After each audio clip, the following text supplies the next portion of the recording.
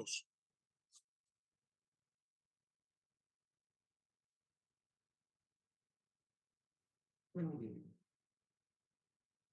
Tiene la palabra la asambleísta Viviana Gracias, Veloz. gracias, presidente.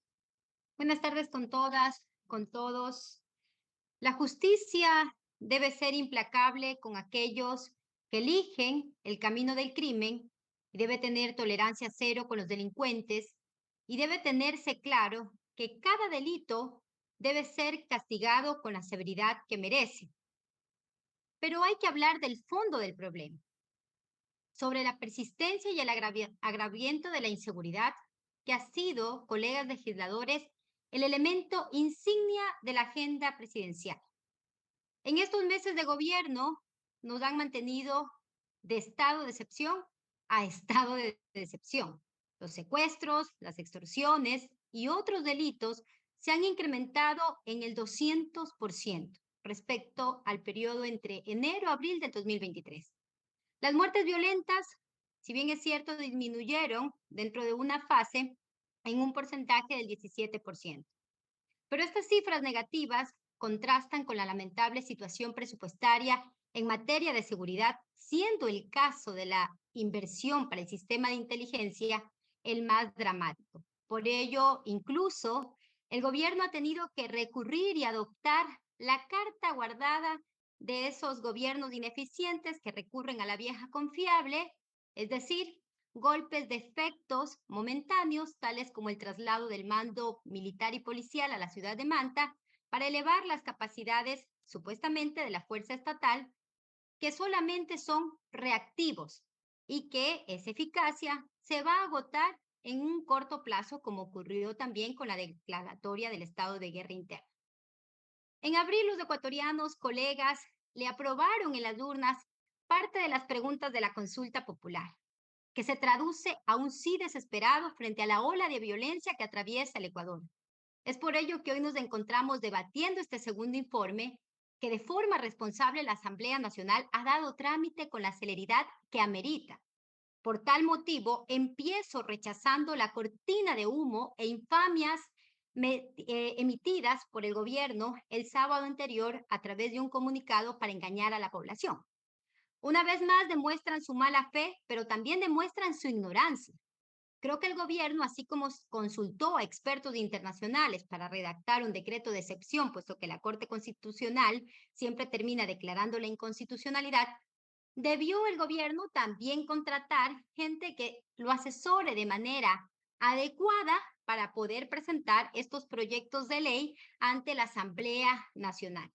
Si bien es cierto, el aumento de penas es un mandato popular que respetamos y que se debe incrementar, pero sin embargo también debemos ser respetuosos de la Constitución y respetuosos de las sentencias vinculantes de la Corte Constitucional, como la número 3419-IN/21 y la número 11-20-CN/21, con el fin incluso de evitar que la Asamblea incurra en inconstitucionalidades. Si el gobierno lo hace, nosotros debemos ser prolijos y responsables y no caer en estos desatinos. Debemos mantener también un equilibrio entre la proporcionalidad y la razonabilidad de la pena, tal cual lo establece el artículo 195 de la Constitución. También rechazo y no le vamos a permitir ni admitir al presidente que diga que estamos defendiendo delincuentes. El presidente debe tener un poco de dignidad porque bajo su administración se le han escapado los grandes cabecillas de las bandas delincuenciales. Es en este gobierno que han seguido convirtiendo, tal cual como lo hizo Moreno y Lazo, en las cárceles en universidades de formación de criminales y siguen desmantelando totalmente los programas de rehabilitación social. Han descuidado completamente el tema social. Cada vez más niños y niñas siguen abandonando las escuelas para unirse a bandas delincuenciales. Y lamentablemente las cárceles siguen siendo centros de formación para delincuentes. Y es en este gobierno que no han cesado las masacres y han permitido la fuga, como lo dije anteriormente, de líderes de grupos de delincuencia organizada como alias Fito. Es en el gobierno del presidente Noboa que se le escapó alias Fito. Y claro que es importante la reforma del Código Orgánico Integral Penal, Claro que es importante incrementar las penas en ciertos delitos. Claro que es importante eliminar los beneficios penitenciarios a estos delincuentes que le arrebatan la paz y la seguridad a los ecuatorianos. Pero eso no es la panacea. Las reformas al COIP no son la solución.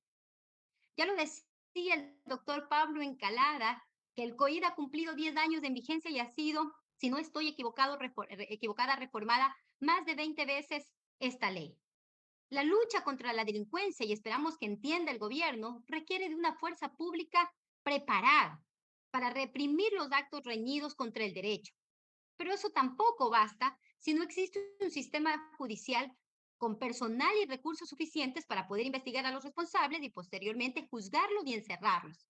En el Ecuador, tanto en la fiscalía como en los juzgados, carecen de personal adecuado, preparado, capacitado, y por lo tanto también es insuficiente para dar una respuesta efectiva a las víctimas de estos delincuentes.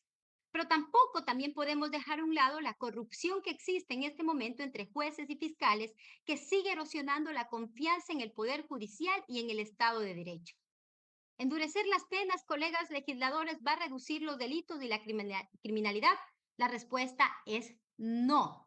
Ya lo decía, y lo dijo también el doctor Encalada, que ninguna de las reformas redujo la criminalidad o sometió a los delincuentes. Pero esta asamblea le va a aprobar al presidente de la República estas, estas reformas al Código Orgánico Integral Penal, puesto que son un mandato popular.